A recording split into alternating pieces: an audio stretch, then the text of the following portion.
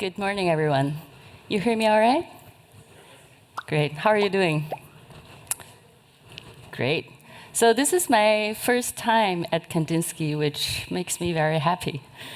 So this background image you see here is Wassily Kandinsky's Composition 6. It was painted in 1913, and the motif here is a flood, a kind of a natural disaster. Right, so here you see the well-known style of Kandinsky with this dramatic display of vibrant colors. But in many ways, in my eyes, this is also a quite complex piece because these large patches of dark colors and lines are sort of interrupted by these soft patches of pink colors. And as Kandinsky put it himself, he wanted to evoke a wide range of contrastful emotions. And so I thought such a piece, well, even if you are not into art, you could probably feel the chaotic, the disastrous. Remember, it was just before the war, right? 1913, the apocalyptic, but also the sort of the deep, the hopeful, even the musical at the same time. So I thought it could be a nice backdrop for the topic of sociotechnicity, which is this multi-dimensional kind of complexity, which I believe is unfolding at the edge and stretch of my personal practice, which is, of course, a subset of our collective practice. So part of what I'm going to share today might sound a little stretchy, a little jumpy, even chaotic, but I do hope some of it will resonate. So, a little about me. I'm Xin. I am based in Copenhagen, Denmark, independent consultant. I have sort of DDD and architecture as the main thing in my toolbox. So many clients these days hire me to lead a kind of a frontline work in some large-scale, technical improvement or architecture modernization effort. And so that sort of thing is kind of captured by this loop on the left-hand side, which says, the more work I do, the more I will be contributing to these outputs like DDD workshops, domain models, architecture, blueprints, which increases the perceived software quality and changeability, which then brings me more business, right? That's a pretty neat positive feedback loop of technical improvement. But then what I personally derive a lot of my creative energy from is actually this loop on the right-hand side.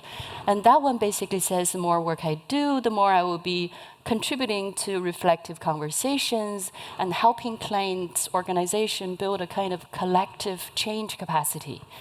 But usually, these deeper social changes are seen as a kind of a side effect of the loop on the left-hand side, technical improvement. And for this reason, sometimes I think of myself as a change smuggler, because people would pay for this snake oil that I sell with DDD and architecture written on it, but they get the positive side effect for free. So it's a bit of a silly joke, but I think it's a little bit true anyway. So today, we're going to follow roughly a 3-step journey, and starting by taking a look at the nature of socio-technical complexity, then explore some socio-technical patterns, ending on the note of socio-technical change practice. So there's a lot to unpack, and let's just get started. So today, we live in a complex reality, permeated by software. Right? So in the true spirit of Halloween, if I had a magic wand today and I could just wave it and make all the software systems in the world stop working all of a sudden, then I think our societies and our economies and even our private lives in some way would also stop working. I think it's fair to imagine that. So in the past few decades, as our software industry matures, every business is now a software business, right? Every piece of new software today will eventually become a piece of legacy system. And even startups today, if they survive, will eventually become these aging companies with aging software. So everybody has to deal with some sort of social and technical complexity. And now, I think a lot of us who have worked with large-scale software development for a while, we all know that we sooner or later have to deal with this paradox between decoupling and connecting. Right, this paradox is described by Matthias Varese in a pretty elegant way, I think, here. So from an engineering perspective, software wants to be decoupled, right? So for maintainability at a lower cost. But then from a business value perspective, we need our software to be deeply connected. Imagine just a simple piece of e-commerce software, a web shop, for instance. You would need your sales component, your payment component, and your shipping components to work together to fulfill any kind of business workflow, right? So a paradox is really this simultaneous existence of two opposing forces. And I think we kind of can all appreciate that the forces to decouple, that is to split, and the forces to connect are sort of opposing forces. It's also a kind of, a sociotechnical paradox in a way, right? Because the forces to decouple, this is more like a technical or even economic concern, whereas the forces to connect, that's largely determined by the social complexity in relation to users and business concerns, right? So in many ways, for me, domain-driven design is the art and craft of reconciling these two opposing forces. And now if you would humor me and allow me to use this model to show DDD as having three core practices, illustrated by these three light ovals. So then the practice of strategic DDD is really there to address the business complexity, right? That's a kind of a social complexity, answering the question of why and what, what software are we building, why are we building it, right? And then tactical DDD is really there to address the technical complexity, right? Answering the question of, what software are we, the question of how do we build and connect software for longer term changeability? And then at the bottom, we have this visual collaborative modeling, COMO, right? So that's there to address the social complexity in our teams and organizations, right? Answering the question of who and with whom, right? So who work and build software together, and with who else do we need to align understanding with in order to create value and in order to succeed? And now DDD's approach to addressing all these types of complexities really through the philosophy and the practice of this thing called ubiquitous language. And in one of my recent talks with Eric Evans, he even said, well, really, ubiquitous language goes on a philosophical level beyond the bounded context. It's ubiquitous attention to language, right? So then, and then we also in DDD, we have this very strong focus on models and modeling, right? And so I think, again, if you have worked with large-scale software for a while in the industry, we kind of all have an intuition that, business complexity, organizational complexity, and technical complexity in software, they work in subtly different ways. But how do we articulate about these different shades of complexity in our work, right? DDD by itself does not provide a language for differentiating complexity. But there is this one framework, Dave Snowden's KanDDDinsky framework, that does provide a language. And now, may I ask, who here have heard of or have worked with the KanDDDinsky framework? Oh, wow, almost like 1/4 of the crowd, so that's really great. So today, we will only do a very, very fast recap of one single aspect of KanDDDinsky, which is complex is not the same as complicated. Apologies for this pretty busy slide, and I have the complicated world drawn in this blue box on the left-hand side and the complex world on the right-hand side in this gray one to start with. So both complicated and complex realities can have a lot of moving parts and relations. So they can all be difficult to fit into one person's head, right? So a complicated system is really this kind of mechanistic system, like the watch I'm wearing, the car I'm driving. The defining characteristic here is really clear cause and effect. I do this, I get that. So such a system is causal, it's deterministic, and as a result, it's also predictable, right? So let's say, A, B, and C on the left-hand side, it's, let's say they are sort of parts in the software system or, even in a car. I think even think of them as steps in a routine operating procedure that's also the same kind of thing. So if I add a new element D and the relationship between B and D, a complicated system would stay that way, right? The design is causal and the outcome is predictable. So then if in a complex system, on the other hand, the complex system is usually a kind of a living context, like my garden, a forest, my family, a school, the school my son goes to, the organizations we all work in, but also, kind of traffic system, weather system, that sort of thing, right? So the defining characteristic in a complex system is really this notion of emergence. And that means parts and relations can show up in the system in a way that we cannot analytically reason about and hence predict. And so let's say A, B, and C are again the starting configuration of a complex system. Now adding the new element D and the relationship between B and D, that is by design. But what is not by design is this network of unintended changes in the system configuration.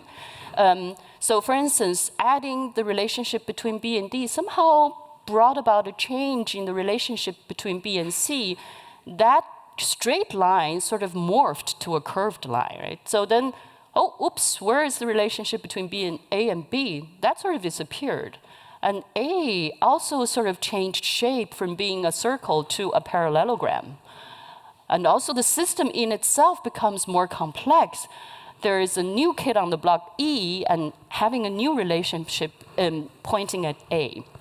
So all these red markings, right, all these new things, we might have an inkling. Oh, they're kind of the effect of me adding D and the relationship between B and D. But we have no way of proving it scientifically in a complex system. Remember, this is a living system, this is an open system. In such a system, we cannot do closed lab experiments, right? And that's why we're saying in a complex system, the whole is more than the sum of its parts, right? So then, if I want to intervene in a complex system on the left-hand side, because the system is causal and deterministic, all I need to do is, a thorough expert analysis, and then I make my plans and I deploy my policies.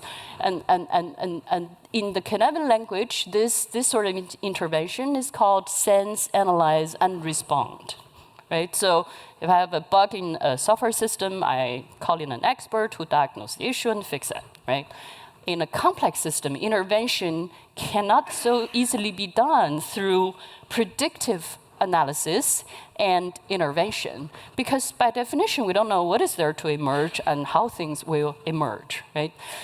To understand a complex living system, we've got to go into the system and interact with the system while things are changing shape and relations. And by that, we might detect some patterns that can give us an intuition about how things are emerging, and with that, having some leverage in the system. And now in the KanDDDinsky language, this is called probe, sense, and respond. And the final thing I want to differentiate is the notion of scaling, right? Scaling a complicated system, that's easier because such a system is the sum of its parts, right? It lends itself to divide and conquer. So scaling a complicated system, we can just repeatedly, consistently repeat local best practice, right? You get the same input, same process, and same output guaranteed. In a complex system, we cannot scale a complex system by consistently repeating local best practice. Because again, how do you know what has worked in the past will work next time if things are emergent, right? So, and that's why Dave Snowden had these two famous statements. One is, in a complex adaptive system, hindsight does not lead to the next foresight, and a best practice is per definition past practice. So that's a long wind about that one single aspect. And now in Dave's original paper that coined the word KanDDDinsky in 2007, the example he used for a complicated system is a Ferrari. The example he used for a complex system is a Brazilian rainforest. And also I have a question for you here. We're all dealing with organizations working with software. Do you think they are more like Ferraris or Brazilian rainforest? Who thinks Ferraris here? Some? Yeah? Who thinks Brazilian rainforest? Okay, Brazilian forest wins, I guess. Okay, next question, a little related. And this is about, are these software organizations often managed as a Ferrari or a Brazilian rainforest? Who thinks Ferrari? Oh, wow. Brazilian rainforest? No one? Okay. Okay, now the next question comes here. I'm not done asking you, doing this talk with me. So is a software system more of a complex, is it more of a Ferrari or Brazilian rainforest? Who thinks software is more like a Ferrari? Who thinks software is more like a Brazilian rainforest? Oh, wow. We have a big divide, actually. So I don't know. It's probably Ferrari, probably, yeah. And some of you are still thinking, OK, that's cool. So we'll get back to that, actually, on this slide. So my current lens of seeing our organizations is to see them as open socio-technical systems. And I must admit, if some of you have been to my earlier talks, you have seen a pretty different illustration, because I have shown in quite a few talks that the social subsystems and the technical subsystems, I showed them in the past as parallel and juxtaposed systems, and like a Venn diagram, with the two circles intersecting each other, but largely they have two independent parts you can work, separately, or work on separately, right? But with time, my view has pretty much changed. And I think right now I have more this embedded view of sociotechnicity. And I think overall, our organizations are complex social systems with technical subsystems embedded or enclosed inside. And now I've only shown, maybe probably think about technical systems, only software, but it's also these tasks. But we're not addressing that today. So just if we, okay, so then just to say we also have these business environments, that's also a complex social system outside, right? So that's, I think you can all get that. If we just take a look at these technical systems, software system inside, right? If a piece of software never changes again after you put it into production, that's indeed a closed, complicated piece of, complicated system, right? It's because nothing just randomly emerge. And think about those old days thermostats in our homes that modulate the heating. You don't change them that often, right? So in that sense, it's a closed, complicated system. But then this conference is called The Art of Business Software, right? Think about our business software. All business software undergoes frequent changes, right? So I think, seeing them as sort of enclosed and surrounded by this social complexity, sort of acknowledge the fact that software systems are sort of designed and used by humans, and they are also changed according to human needs. And so this being embedded means that the software system take on the emergent and complex traits of the enclosing larger systems.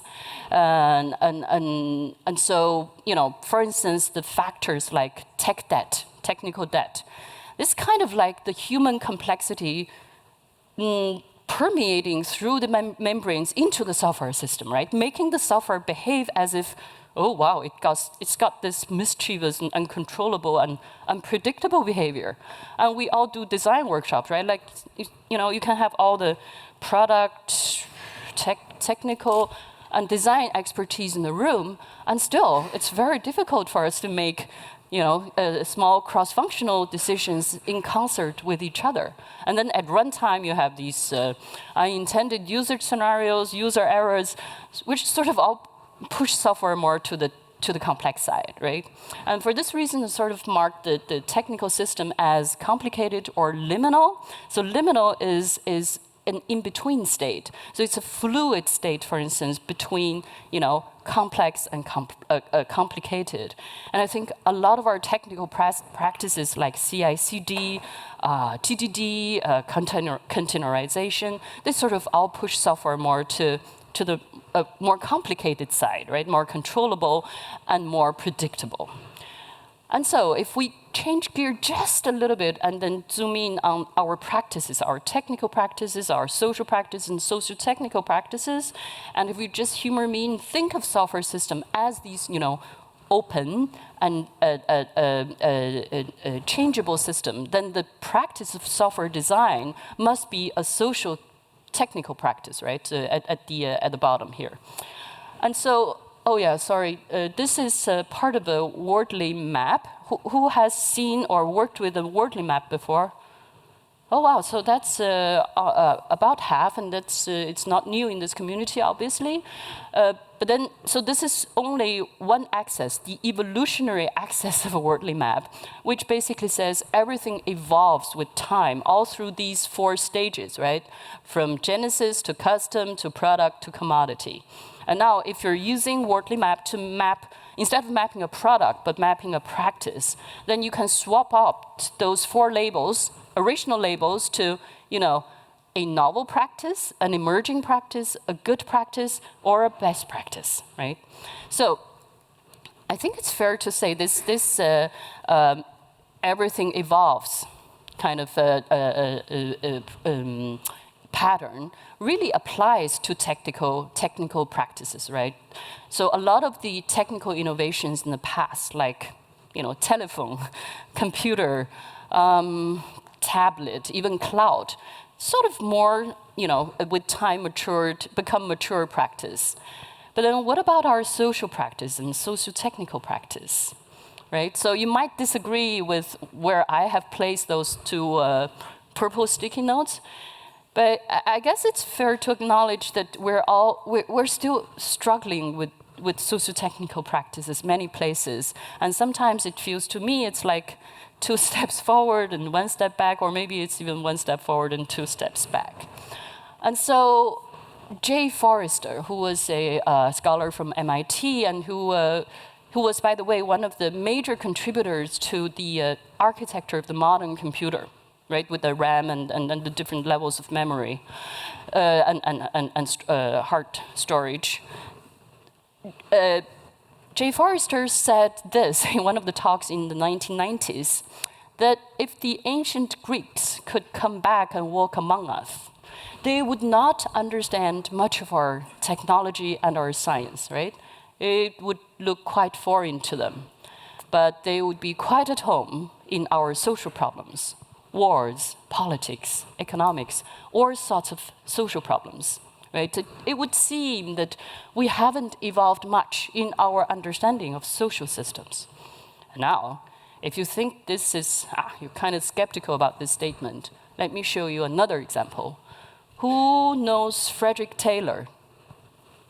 Okay, a few? Yes, good.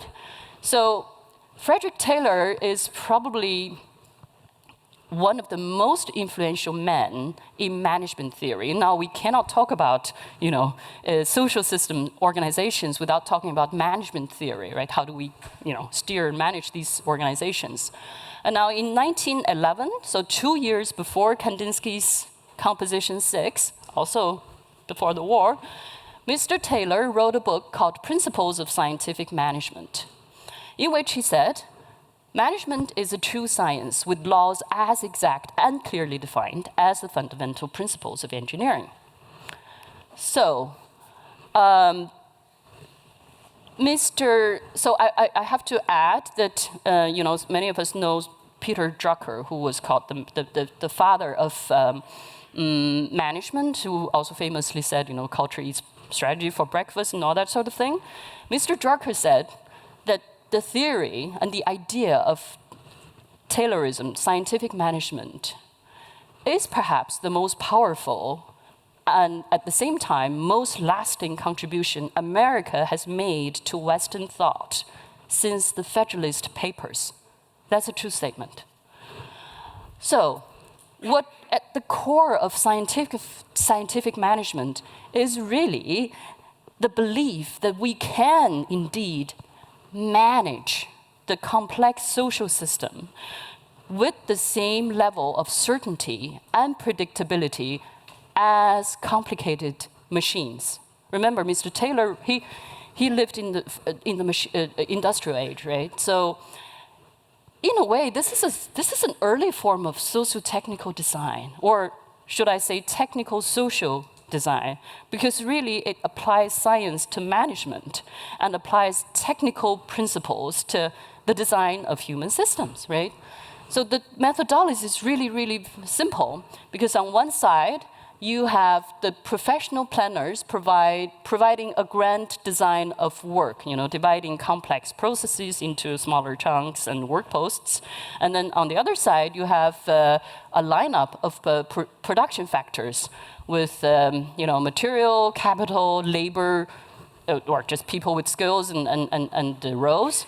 And then they're ready to be match made, right? And the next step is really, you can imagine, just to slot the people with skills and roles into the organizational design predefined. And then the purpose of scientific management, as Taylor stated it, is to optimize labor productivity and economic efficiency.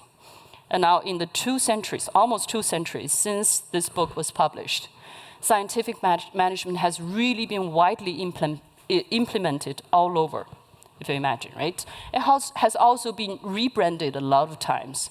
Can you give me a guess? What is the most modern version of scientific management, you think? Command and control. Good one. Yeah? Getting closer. Anyone else? How long does it take to finish the work? Again, efficiency and productivity. Oh, good. So, I will venture a very biased personal view. I think the winner has got to go to the inverse Conway maneuver, which is sort of the new black in organizational design. Because Mr. Conway said, software system is a copy of the communication structure, right? So, what if we swap it? Now we first do a target grand design of target architecture boundaries. You can call them subdomains, bounded context, independent services, or loosely coupled components in our day's terms. And then you just map the team boundaries to the target architecture boundaries using a modern term called sociotechnical mirroring. And of course, our language has been modernized more than that, right? Who talks about labor? That's so old days, right? So right now we are people. We talk about people. Work posts? No, so old-fashioned. Teams, right? Optimizing labor productivity and economic efficiency? No. Now we're optimizing for cognitive load, autonomy, and motivation, right? So, but eventually, since capitalism still is here, we optimize for labor productivity and economic efficiency, if you ask any manager, and to tell you the truth, right? So, yeah, so in many ways, the inverse Conway maneuver for me is like swapping these circles in that embedded sociotechnical view. So you put the social system inside and the technical system outside. You try to contain the social complexity inside the technical complication, almost like deploying a Brazilian rainforest inside a Ferrari, hoping it would grow, right? So, in a way, the inverse Conway maneuver is really a very precise term, because it asks us to do exactly what Conway's law says we should do. Because Conway's law says, again, our software system design follows communication structure. It didn't even say it follows the org chart, right? I don't know what Mr. Conway thinks about the inverse Conway. He has never mentioned anything about it, but I'm curious. Right, I think there is a resemblance, remarkable one. And if we look around, our default social intervention mode is really analytical divide and conquer. And this is a real example from a governance process in a corporate change initiative. By the way, I have been writing this slide myself in the company that is doing this. So guilty as charged. And this is about breaking down strategy to themes and initiatives and then implement them as epics and stories. And I think all of us who have worked in large companies have seen tree structures with cascading goals like this. Who has seen this or worked with this sort of structure before? Oh my God, almost everyone, right? And then if we think of our corporate language, right? And we see Mr. Taylor's influence everywhere because our management language is full of engineering metaphors, right? We run a company, right? We fix problems. We drive changes. We produce outcomes. We align our thinking. We control the processes. We scale our practices. And we measure individual performances, not the system performance. Some companies are getting a little bit away from that, but this is still the dominant language. Right, so I think a few slides back, when I asked you to raise your hand, how do you think that software organizations are more like, Ferraris and Brazilian rainforests? Most people said Brazilian rainforest. And so that means most of us do acknowledge that social systems are complex, are unpredictable, are uncertain, right? But I think it's still quite disturbing for us to think of our workplaces as Brazilian rainforest, this randomly evolving mess of emergent relations that keep changing. Yeah? So the traits of complexity, the unknowability, uncertainty, that's anxiety-inducing. Our primitive brain is hardwired to fear the unknown, the uncertain, the uncontrollable, the ambiguous. I can continue, right? So also that primitive part of our brain, which everybody has in this room, can't help wishing that our organizations were complicated Ferrari. So despite the many parts and relations, it's still predictable and controllable. And we also can't help being drawn to the solutions that promise the simplicity of being able to divide and conquer human communications to decomposable software APIs, right? Sociotechnical mirroring. So I suspect the more complex and uncertain our reality becomes, the more we will see a double down on planning and processes. That's because really no one loves big and hairy plans, including the management. But as our reality gets more complex and more certain, our stress response is triggered, right? How can we step into the future without a plan? We need plans to, break down bigger problems into manageable parts, and then we need processes to align these parts and, people and tasks back together again. So plans and processes, they make us feel safe and in control and on the same page. And so all of us, when we're working in companies, we want our roles to be clearly defined so we know which parts to play. And at the same time, we can feel, alienated and frustrated about the parts, being parts we're playing. So the people who are doing the epics and stories in these executing roles, they could feel alienated from the larger problem context and frustrated about the, the organizational politics. And the people in the planning roles can have anxiety about, oops, what if the plans don't work again, just like last time? And I sort of feel like I know the pains from both sides because in a large part of my career, I've been playing these boundary spanning architect roles. So in large-scale Agile practice especially, I see this big divide between, on one hand, very mechanistic, divide and conquer structured, but nevertheless, very optimistic way of an operating model. And then on the other hand, this increasing pessimism, skepticism, learned helplessness, loss of agency, that sort of thing, right? So especially the dehumanizing effect of these scaled Agile frameworks. So, and I feel like it's not like some of us are on the left-hand side and others are on the right. It's not that kind of a divide I see, by the way. I think there is a little of both sides in all of us. It's an existential paradox.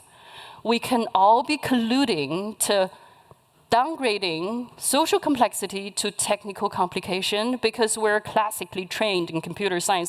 That's our safe zone. And we can all feel alienated, doing the inverse Conway to ourselves. So I need to hurry. So just a few patterns, sociotechnical patterns, to help us navigate, hopefully. And now one pattern I want to highlight, the first one is really very familiar to this community, this collaborative modeling, right? So the most popular collaborative modeling technique is probably event storming, where a cross-functional group of people sit together, integrate domain business knowledge and software knowledge, see the forest and trees, and then, but also explore differences in our perspectives, and perhaps also the use of language. However, after having seen and heard of and facilitated a lot of event storming workshops, I have this confession to make. We cannot find optimal software boundaries with just event storming in complex domains with ever-changing business logic. Well, unless your domain is simple and trivial, right? But then you don't need event storming anyways. So this is every event stormer's nirvana, right? So this is nicely laid out, perfect color distribution, no hotspots left. We can then safely draw those circles that mutually, exclusively, and collectively, exhaustively divide the big picture into bounded context. In reality, what we often see is this, right? This is a partial result, outcome of a event storming workshop I have facilitated earlier this year. And this canvas sort of got so messy and so filled up. So in critical places, we didn't even have white space to add any more hotspots, nor those vertical splitters for chapter sorting, right? So I remember after this workshop, like as a facilitator, I was overwhelmed by shame, guilt, and anxiety, because I couldn't deliver to my client a picture that looks like this. Yeah, so I think as facilitators and as event stormers, when that stress response hits us, it's very tempting to anyway go and draw those circles, despite the messiness and despite the recognition that there are important conversations that haven't happened, right? So, this is a premature convergence in the context of architecture modernization could lead to decoupling decisions like this, right? So imagine you have a monolith with big ball of mud, and you do event storming, and you based on the bounded context circles you drew, you have sort of decided there are two component clusters, meaning there are two bounded contexts, and then you say, okay, let's use some tools and analysis to divide the code base into two code repos, and then we want to deploy these two things, two clusters as two different services or microservices. So then we also upgrade the intra-process communication, this method called do this, into an inter-process communication, like one service calling the other using REST over HTTP or gRPC, whatever. Then you sort of have this clearly defined API contract between these two new services, right? Who has been through a process like this or have this running in production? Okay. So me too, because contract-based coupling, right? That is the weakest form of coupling, isn't it? right? So we should be proud. But then look at the business data being passed around. It's still the same set of business data. We can do an anti-corruption layer between these two, but how has the logical coupling changed? I don't think so. And in one architecture review we've done for a financial institution, we found a deeply nested API call chain that is 12 layers deep, by the way, with a huge bunch of DTOs, being serialized, deserialized, serialized, deserialized, and a huge overlapping set of business data being passed up and down the call chains. I think we've all been there, right? So maybe request response, synchronous communication, that's so old days, right? So you can introduce some messaging, message queuing, even drizzle some event streaming with Kafka, maybe. So then you have event-driven architecture. You can even repurpose your original command to events as verbs in past tense, right? So what about the logical coupling here? Has it changed for the better? You tell me. Moving on, since cloud repatriation is a thing now, everybody's moving stuff back from the cloud, right? So then we are back to modular monolith as a great pattern. But these days, people are also trying desperately, at least I know places, people are trying to desperately to modernize the modular monolith pattern with the new guys, like micro front-ends, back-end for front-end, maybe even, we haven't tried the actor model that much. Let's also drizzle that one onto it.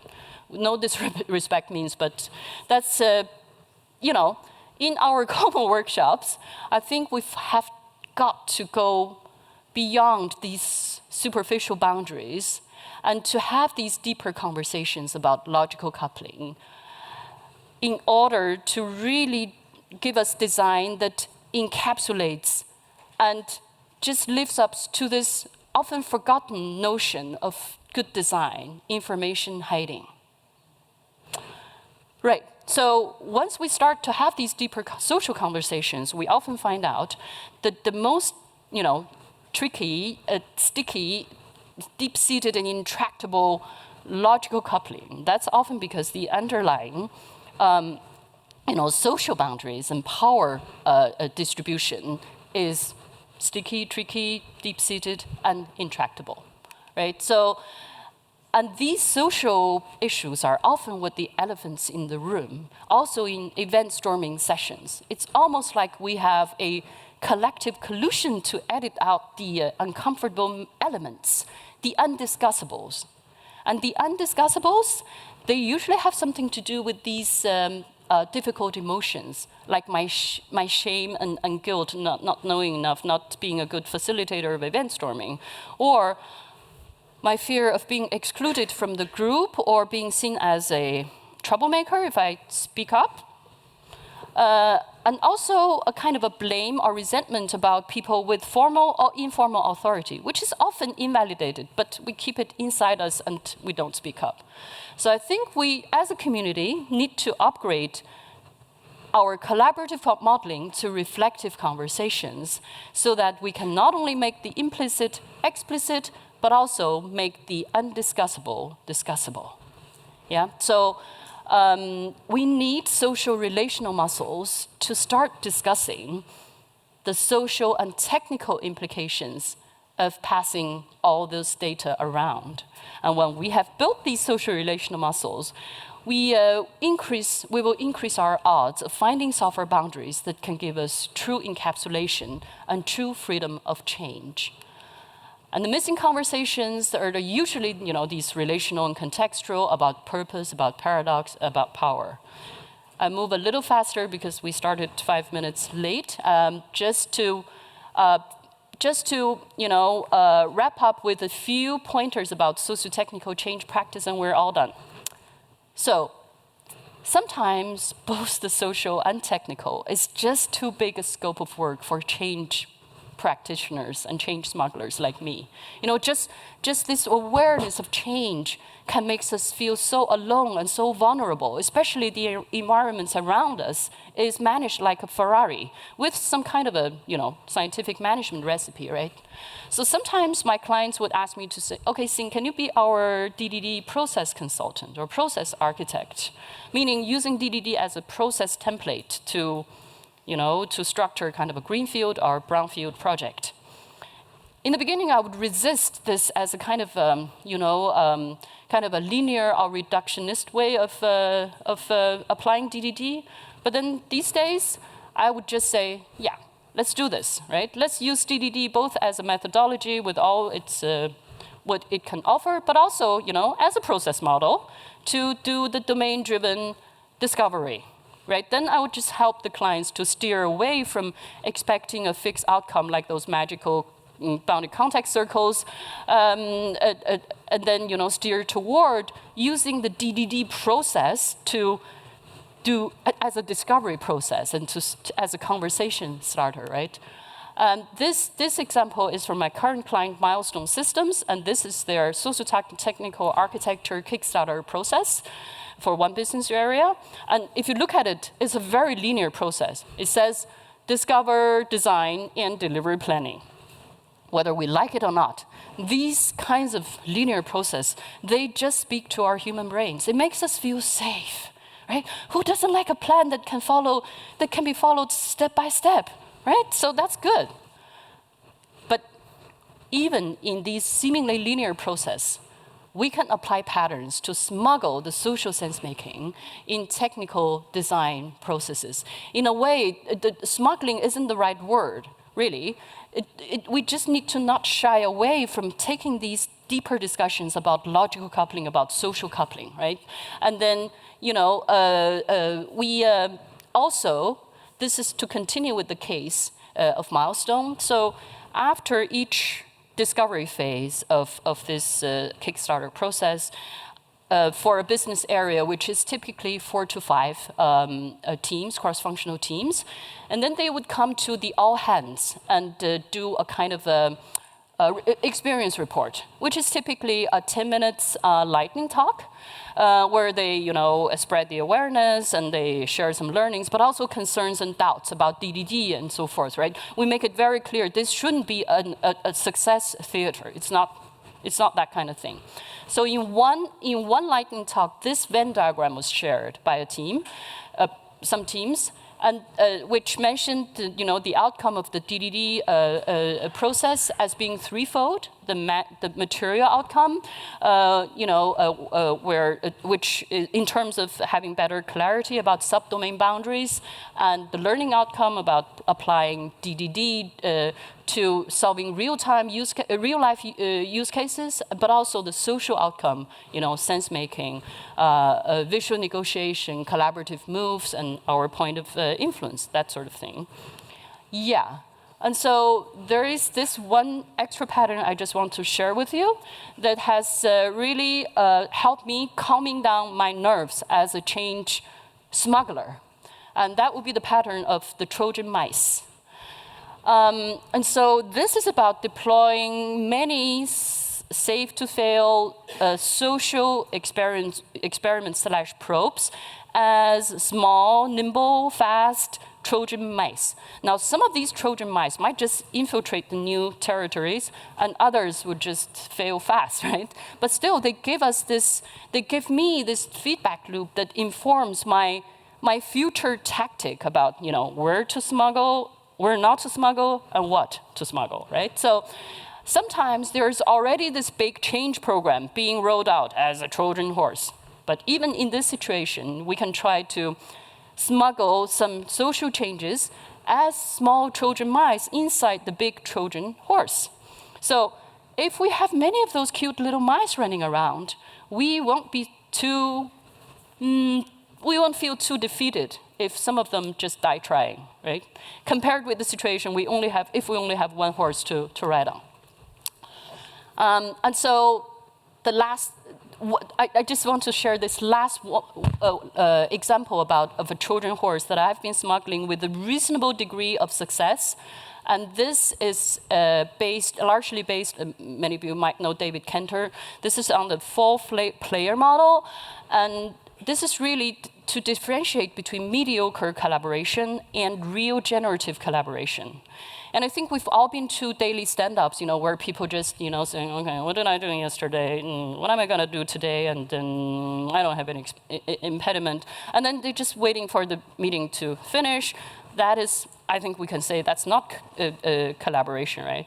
But even in very big Como workshops, right? You can see one person makes a move, another person makes a different move, a third person makes still a different move, and then we just politely put all the stickies on the wall, and at the end of the workshop, we could have produced a lot of colorful sticky notes without, getting into any of those conversations about the elephants in the room, right? So this model, the change we're trying to smuggle in with this Trojan mouse is really to the awareness that how good we are at collaborating really depends on how good we are at building on each other's moves.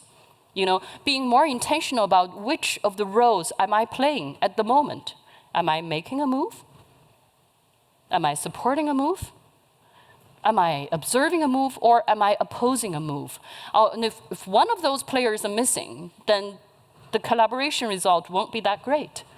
And so this is one of the things that I think all of us could go and explore a little bit, because in this process we can allow something new to emerge that is much larger and better than what each of us can bring into the picture.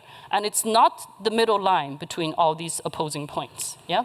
So yeah, in this talk we modeled through these socio-technical topics. I hope we've cultivated more complexity appreciation, and I hope I sort of have brought about an understanding that these social relational muscles, they're just not nice to have. We can't just outsource it to Agile coaches and process people, because they're central in helping us finding the boundaries for true encapsulation and true freedom of changing our software. And I hope I have motivated some of you to get more interested in joining me in the business of change smuggling, so we can all deploy some of those cute little mice into the world. Final slide.